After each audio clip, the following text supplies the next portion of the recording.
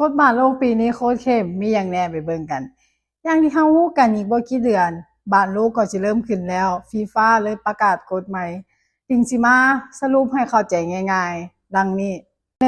นักเตะมีเวลาเปลี่ยนตัวแค่10วินาทีถ้าช้ากว่านี้เท่ากับทีมต้องเล่นตัวช้ากว่า1นาที2ทุ่มบาลเตะบาลจากประตูให้เวลาแค่5วิถ้าช้าจะเป็นการเสียบาลทันทีเป็นการเฮ็ดผิดกติกาและการครอบครองบาลสิเปลี่ยนเป็นฝ่ายตรงกันข้ามทันทีข้อ3เจ็บเท่ากับต้องออกก่อนก็คือผู้เล่นที่ต้องปฐมพยาบาลในสนามจะต้องออกก่อนและถ้าเวลา1นาทีก่อนที่จะกลับมาเล่นอีกครั้งเพื่อป้องกันการแกล้งเจ็บหรือทวงเวลาข้อที่4 VAR โหดขึ้นจะเข้ามามีบทบาทและเช็คจังหวะใบเหลืองที่2ซึ่งส่งผลให้เป็นใบแดงอย่างที่ทุกคนรู้ไว้ว่าใบเหลืองที่2นี่ VAR สิบ่เช็คแต่กฎนี้เพิ่มขึ้นความเข้มงวดรวมถึงจะตรวจความถูกต้องในการให้ลูกที่เตะมุมที่ผิดพลาดข้อสุดท้ายนี้กัปตันทีมคนเดียวที่สามารถคุยกับผู้ตัดสินได้